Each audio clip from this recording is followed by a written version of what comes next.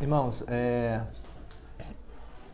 eu não sei bem o que eu vou falar agora aqui, tá? O senhor chegou a ver o vídeo que o Ferreira colocou no grupo sobre os líderes religiosos que assinaram? Eu vi que ele colocou... Não, Chegou a- eu vi a reportagem, eu não vi o vídeo do Ferreira, se não me engano. É essa reportagem. Que teve uma reunião, aquilo ali, aí o Ferreira, ele pontuou que ele queria conversar sobre aquilo ali, mas aquilo ali é escatologia, né? Eu falei que eu não sei bem o que eu vou... Algumas vezes eu tô exercitando meditação em algumas coisas e eu sei claramente que eu vou chegar aqui e vou falar tal coisa, entendeu? Dificilmente, é muito difícil eu estar com alguma coisa anotada aqui, né? Então eu já não faço isso. Mas normalmente eu tenho algo na minha mente, uma direção meio clara, né? Mas eu já estava com uma palavra para compartilhar com vocês sobre o rei Davi e Mefibosete. Eu acho que eu vou começar falando sobre ela, mas eu digo que eu não sei exatamente para onde nós vamos, porque esse indivíduo aqui ontem, eu estava em casa, aí eu estava realmente em casa, numa luta com Deus ali, tipo, estilo Jacó, né? Aí, de repente, ele mandou uma mensagem, Jefté. Essa foi a mensagem dele. Aí eu, e aí, o que é isso aqui? Eu falei, Jefté, eu falei, cara, será que Deus falou alguma coisa para ele, me veio a mente dele, a minha pessoa veio à mente dele e Deus falou, Jefté, era para mim isso aqui, será? Não sei. Aí eu perguntei, não, que o cara falou na igreja. Aí depois que ele explicou lá o negócio. Mas até ele explicar e eu perguntar, eu falei, pô, deixa eu ver, o que eu tô na luta com Deus aqui e o que tem a ver com o Jefté? Aí fui me debruçar na Bíblia, né? Aí, como diz o mestre Hugo, do Kung Fu Panda, não existem acidentes. Ou acidentes, depois coincidência é o mesmo princípio, mas o Hugo fala, não existem acidentes. Né? Quem está assistindo aí, depois vê lá Kung Fu Panda. E aí, eu fui meditar, aí tem super a ver com algumas coisas pelas quais eu estou passando, ou passei pelo menos nos últimos dias, e que alguns de nós vamos passar, né? Eu também queria falar sobre isso. Então, eu vou deixar que o Espírito me guie agora naquilo que é para ser falado, tá? Eu vou falando de acordo com aquilo que Deus for colocando no meu coração. Eu normalmente faço isso, não é que eu não faça isso, mas eu meio que eu venho num acordo com Deus aqui. Deus, eu vou falar isso, aí Deus corrobora ou não. Agora eu só vou falar. Tem horas que o Rodrigo falou que percebe, né? Que eu tô falando alguma coisa assim, que ele vê que eu tô indo para um caminho que não estava planejado e depois nem eu sei como é que eu falei aquilo e depois eu pego para ouvir o que eu falei. Porque eu falei, cara, foi eu que falei isso? Né? Mas agora eu já estou começando assim, é meio incômodo. Eu normalmente não começo assim não, eu começo num planejamento e Deus vai guiando, mas agora eu nem para começar. Eu estava pensando em Mefibosete quando eu estava meditando sobre as promessas de Deus para Davi e sobre a vontade de Deus e a promessa, né, para Davi. A promessa para Davi está lá em 2 Samuel, capítulo 7, que é quando ele fala que vai estabelecer o trono de Davi, o descendente vai erigir um templo. E eu expliquei naquela série de mensagens que nós ouvimos na semana passada, 4, 5 ou 6 semanas antes, a gente foi ouvindo na sequência. Né? A playlist está funcionando, tem, inclusive o cara da minha turma falou assim, estou ouvindo toda a playlist, está muito boa, isso aqui. Então está fazendo sentido aquilo ali. Né? Às vezes é bom realmente a gente montar uma playlist de um assunto específico, acho que ajuda as pessoas. Mas aí no meio do caminho, que eu estava meditando em Davi, eu esbarrei em Mefibosete, né? Por que eu digo esbarrei? Porque eu não planejei me debruçar sobre ele, mas aconteceu. Acho que foi, na verdade, Deus colocou no meu coração Lodebar, aí eu, Lodebar, Mefibosete, Davi, aí eu fiz a sequência bíblica veio à minha mente, né? E eu fiquei meditando sobre aquilo. Quem era Mefibosete? Vocês sabem? Filho de Jonatas. E quem era Jonatas? Jonatas, amigo íntimo de Davi, né? Qual era a profundidade do relacionamento de Davi com Jonatas? Amizade profundíssima, né? Amigo mais chegado que o irmão, né? Tanto que eles fizeram um juramento mútuo, né? Na época da perseguição de Saul para com Davi. Jonatas assumiu alguns riscos em relação ao pai dele para ficar ao lado de Davi, para defender Davi. E aí, ao longo do desenrolar da história de Davi com Jonatas, Davi vai crescendo em prestígio, Saul vai diminuindo em prestígio, né? Até que chega o ponto em que Saul vai consultar uma médium em Endor. A médium, por quê? Porque Deus já não falava com ele. Aqui tem um ponto interessante, né? O ser humano, pessoal, o que eu vou falar tem alguns estudos sociológicos e psicológicos que corroboram, antropológicos também. Você não encontra uma sociedade ateia. Essa sociedade ela é ateia. Ela nasceu, cresceu culturalmente, ela é ateia. Não existe na história do homem. Se ao longo da história do homem, quer você crer que é 6.000, ou quer você crer que é 100.000, e aí a gente pode algum dia até discutir sobre isso, né? Sobre design inteligente, sobre teoria da Terra Nova e coisas desse tipo, mas isso fica para outro momento. Quer você crer de um lado, quer você crer do outro, ao longo de milênios de existência, não surgir uma sociedade ateia no meio da humanidade significa que nós temos naturalmente um chamado, uma propensão a buscar Deus. E o que acontece, e acontece muito naquele fator Melquisedeque, aparece isso, né? O livro Fator Melquisedeque. Eu já falei ele aqui, inclusive que foi gravado, inclusive eu falei um trechinho do livro numa gravação dessa aí.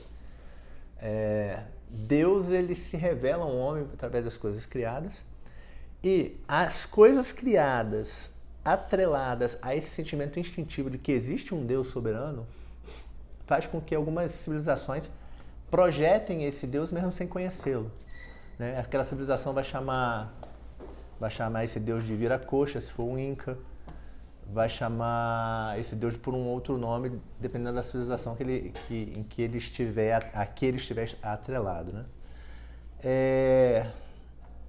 Então, se não existe uma civilização sem Deus, sem esse sentimento de que existe um Deus soberano, quando você perde acesso a Deus, fica um vazio dentro de você. Ah, mas tem cara que é ateu, e o que ele fez com esse vazio? Não se engane, essa é a questão. A sociedade moderna, hoje, ela substituiu certos preenchimentos do imaginário popular com outros expedientes sociológicos para substituir aquilo. Quando você vê uma geração, eu não vou dizer que ela é uma geração ateia, mas é só para vocês entenderem. Eu estou fazendo aqui um pleonasmo, tá? Estou fazendo um exagero em relação ao que eu estou falando. Uma geração que ela majoritariamente não é atrelada ao sentimento religioso. Então ela carece de alimentar esse imaginário para preencher esse buraco que Deus deixou dentro dela. E aí ela vai buscar preencher isso com outro tipo de imaginário. Então, é por isso que os filmes da Marvel, da DC, eles têm eles são um grande chamariz para a juventude moderna. Star Wars. Por quê? Porque você está preenchendo um vazio que o cara tem com um imaginário que ele deveria estar preenchendo com Deus, um relacionamento dele com Deus, mas ele não faz. Então aquilo ali tem um certo apelo para uma certa leva da população. Quando uma instituição como a instituição militar, ela apresenta dentro da estrutura militar uma coisa que Joseph Campbell, que se não me engano, ele é um antropólogo ou sociólogo, ele escreveu num livro chamado O Herói das Mil Faces.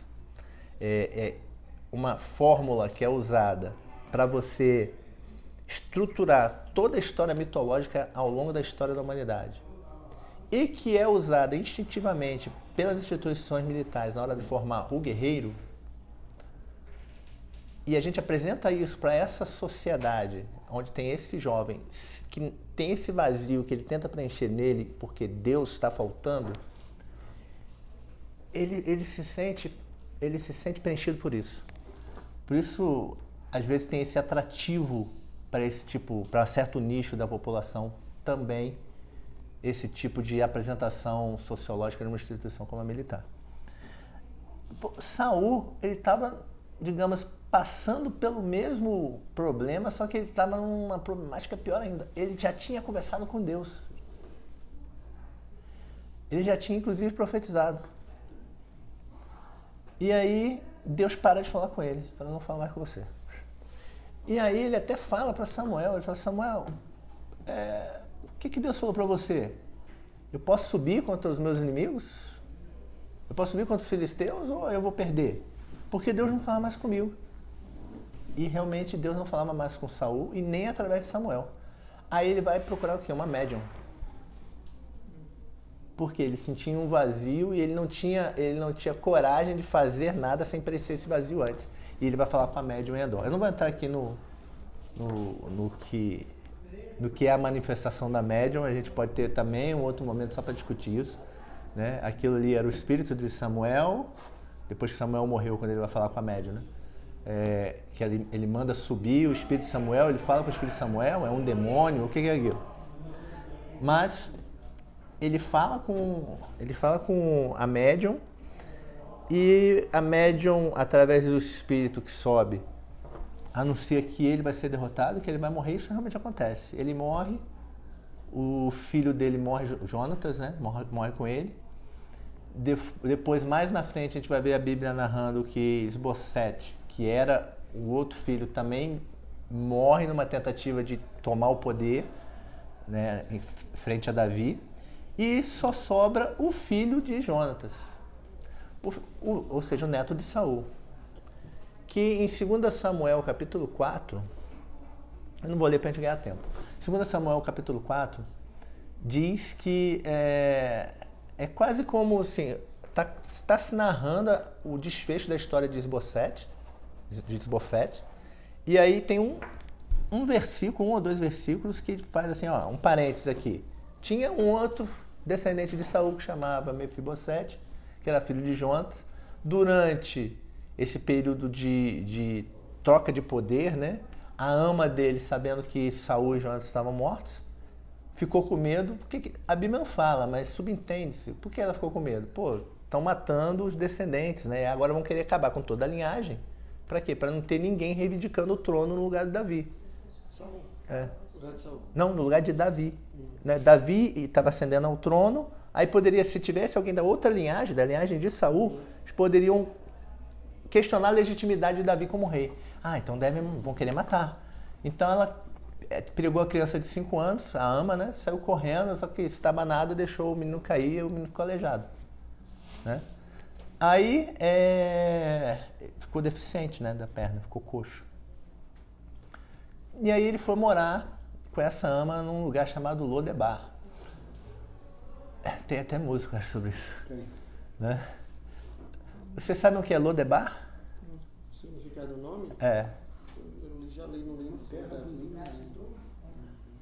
É o lugar de dor, outros dizem que é o lugar de sequidão. Há controvérsia em relação ao nome certinho, mas é por esse lado, ou seja, é um lugar desolado. Lodebar é um lugar desolado, é um lugar de dor, um lugar de sequidão, um lugar de tormento, que era onde o garoto vivia, né? E aí, em 2 Samuel, capítulo 9, no capítulo 7, Deus fala com Davi, ou seja, no capítulo 4, a linhagem de Saul termina, só sobrou Mefibosete. No capítulo 7, Davi fala com Deus e Deus dá a promessa para ele, certo? Se a gente for aqui no capítulo... Vamos pegar do 7, porque tem uma passagem interessante aqui no 7 que eu vou fazer a correlação com o 9. No 7... 2 Samuel, capítulo 7.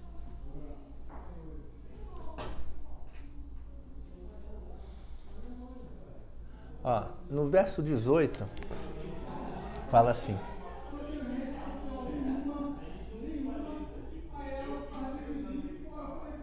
Então o rei Davi, no verso 18.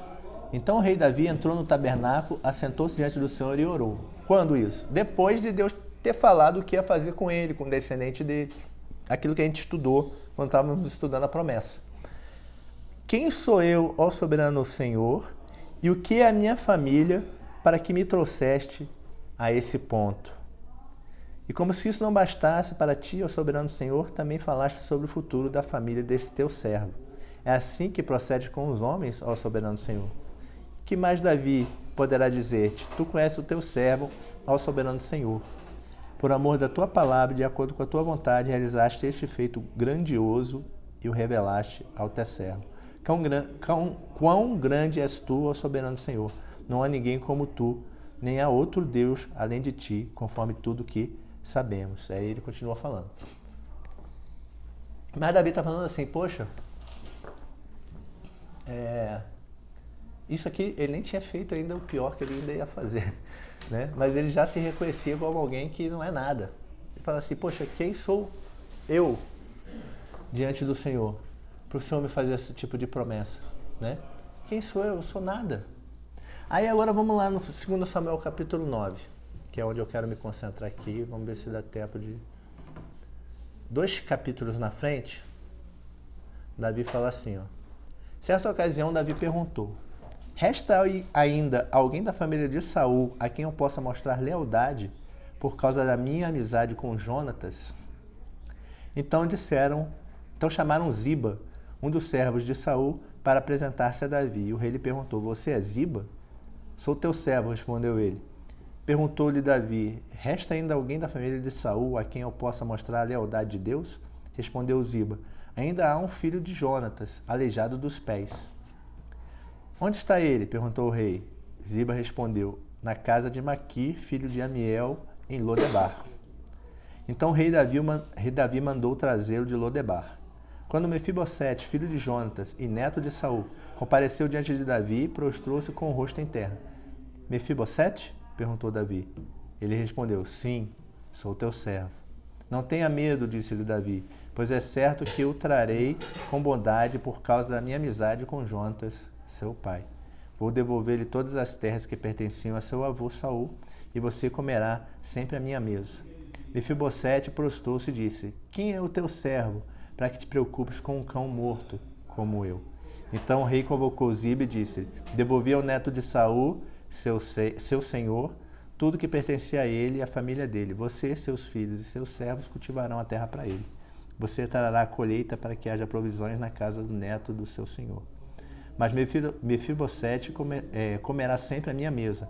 Ziba tinha 15 filhos e 20 servos. Então Ziba disse ao rei, o teu servo fará tudo que o rei, meu senhor, ordenou. Assim, Mefibosete passou a comer à mesa de Davi como se fosse um de seus filhos. E Mefibosete tinha um filho ainda jovem, chamado Mica. E todos que moravam na casa de Ziba tornaram-se servos de Mefibosete. Então Mefibosete, que era aleijado dos pés, foi morar em Jerusalém, pois passou a comer sempre à mesa do rei. Então, tem um paralelo interessante, né? Quando Davi ele recebe o favor de Deus, o que ele fala para Deus? Ele fala, quem sou eu? Né? Quem sou eu para o Senhor se dirigir a mim e oferecer isso que o Senhor está oferecendo? Quando Davi vai falar com Mefibosete, qual é a postura de Mefibosete? É a mesma postura. Mefibosete olha para ele e fala assim, mas quem sou eu? Eu sou um cão morto. Né? Ou seja, eu sou um aleijado que mora numa terra de tristeza ou de desolação, conforme for a tradução, mas as duas dão o mesmo sentido, ou seja, é um lugar de dor, é um lugar de sofrimento, é um lugar de derrota. E o Senhor o senhor se lembrou de mim? Né? O senhor manda me chamar? E Davi fala, olha, não só te chamei, mas agora você vai comer à minha mesa, como se fosse um dos meus filhos. Pessoal, assim, Davi tem muitos problemas demonstrados sobre a vida dele ao longo da trajetória dele. Mas quando Deus fala assim, cara, um homem segundo o meu coração, né? A gente fica meio assim, pô, mas como é que pode um cara que adultera ser segundo o coração de Deus, cara? Ele tava lá, né? Mente vazia, oficina do diabo, né? Em vez de estar na guerra, tava lá, olhando na nossa cara, vendo a mulher dos outros, manda chamar, tal. É aí que eu posso fazer um paralelo com Jefté, cara.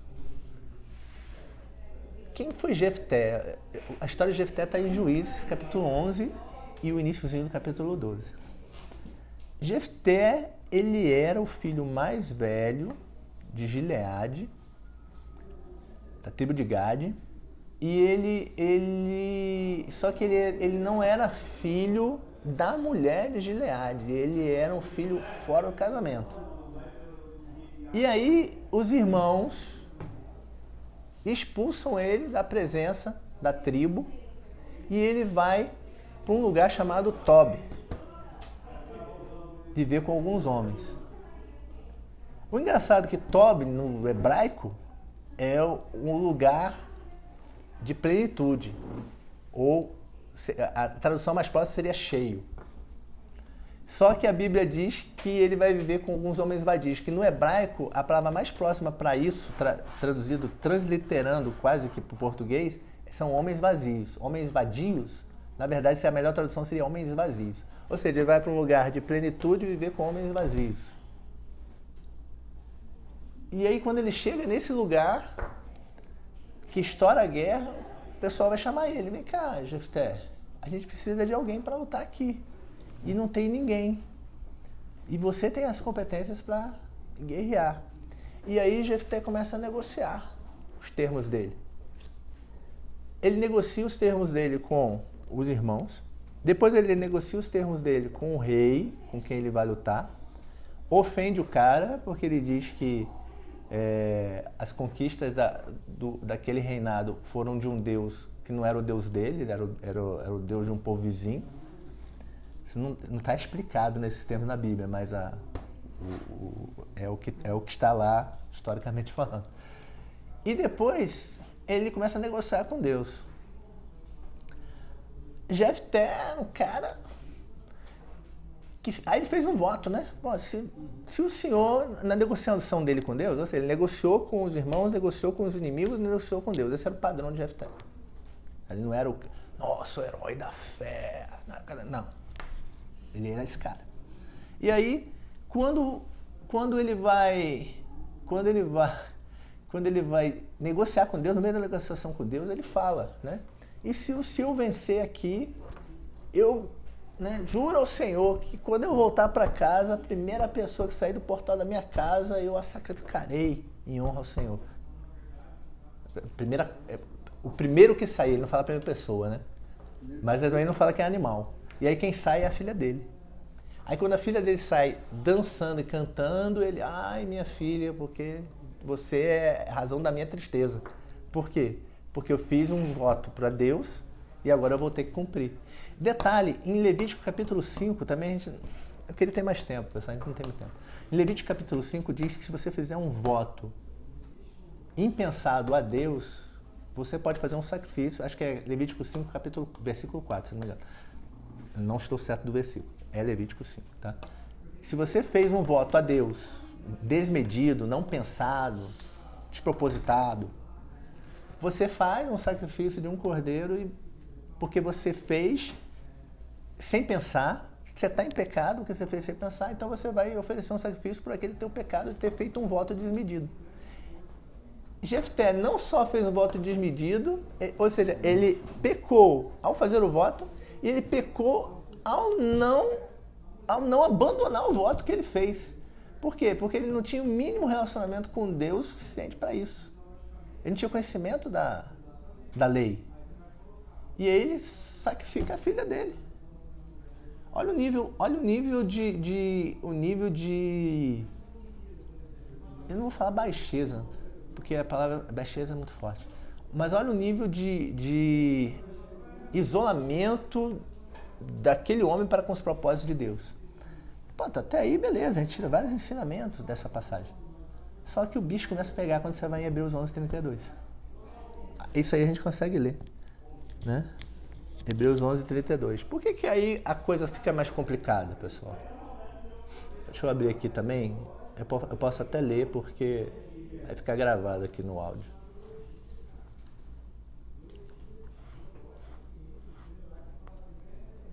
Hebreus 11, vocês sabem, é aquela passagem que fala dos heróis da fé, né? Eu estou usando muito ela ultimamente. Por quê? Porque eu estou falando de várias histórias do Antigo Testamento e eu falo, mas vamos ver o que o Novo fala desse mesmo personagem? Em Hebreus 11:32 diz assim, ele já acabou de falar de vários heróis da fé, foi citando um por um. Aí ele fala, que mais direi? Não tenho tempo para falar de Gideão, Baraque, Sansão, que é o outro complicado, Jefté, Davi, Samuel e os profetas, os quais pela fé conquistaram reinos, praticaram a justiça, alcançaram o cumprimento das promessas, fecharam a boca de leões, apagaram o poder do fogo e escaparam do fio da espada, da fraqueza, tiraram força, tornaram-se poderosos na batalha e puseram em fuga exércitos estrangeiros. Jefté, herói da fé. Esse cara que eu estou falando que fez essas coisas, herói da fé. Sansão, herói da fé. Sansão, você pode até... É tão complicado quanto Jefté, às vezes até mais, em muitas passagens, mas o final mais apoteótico dele com Deus pode te fazer amainar um pouco as coisas. Não, mas aí no final ele terminou bem, né? É melhor o fim das coisas do que o princípio delas, né? É o que diz a Bíblia. Né? Mas Jefté, cara, não tem esse final apoteótico, assim. Assim, a história dele acaba até meio morna, né? Ele sacrifica a filha, aí depois ele vai lá, continua as guerras, ele ganha as guerras e depois diz que ele morreu, assim. Mas ele é considerado um dos heróis da fé de Hebreus 11. Cara, vamos lá, aí volta para Mefibosete. O que Mefibosete tinha a oferecer para Deus, cara? Para Davi. Vamos pegar para Davi, né? Para Davi. O que Mefibosete tinha a oferecer para Davi? Davi já estava no trono. Davi precisava legitimar o trono dele? Não precisava. Mefibosete era uma ameaça para Davi? Não era uma ameaça. Ele não tinha nada que Davi quisesse. Mas Davi fala assim, não por mim, nem por você, Mefibosete, mas é por quem que eu estou chamando você na minha mesa? Por amor a quem? A Jonatas. Pelo meu amor que eu tenho por Jonatas, eu trago você, Mefibosete, para minha mesa. Cara, não tem como não enxergar Cristo nisso aí, cara. Eu sou uma bosta de pessoa. Eu faço muitas coisas que eu não deveria.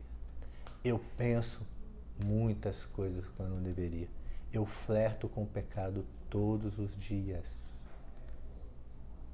Isso não me dói? Me dói. Porque se não me doesse, aí sim eu já estaria morto.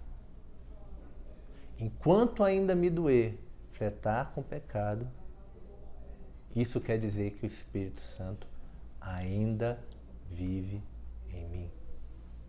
Porque ele me chama a atenção da minha dor, da minha queda, das minhas limitações. Mas não é pelo que eu fiz ou pelo que eu sou. É pelo amor do Deus Pai, a Cristo, que ele me chama para sentar na mesa dele. Quando, Hebreus 11:32, Deus diz que Jefté é um herói da fé, não é pelo que Jefté fez. Porque você vai começar a olhar para a história de Jefté, mas o que ele fez? Não foi pelo que ele fez. Essa é a questão. Não foi pelo que ele fez. Da fraqueza tiraram forças. Essa passagem de Hebreus, esse trechozinho ali, fala, cerrou a boca dos leões, fez isso, fez aquilo. Mas essa aqui é muito significante. Da fraqueza tiraram força. Ou seja, tirou algo de algo que não tem. Ele tirou uma coisa de algo que ele não tem. Cara, o que eu tenho para oferecer a Deus? Eu não tenho nada. E todos os dias é uma luta na minha carne contra o pecado que habita em mim. Cara, se você não passa por isso, então, eu ia falar assim, pode subir, né? Mas, não, 1 João diz que você é mentiroso.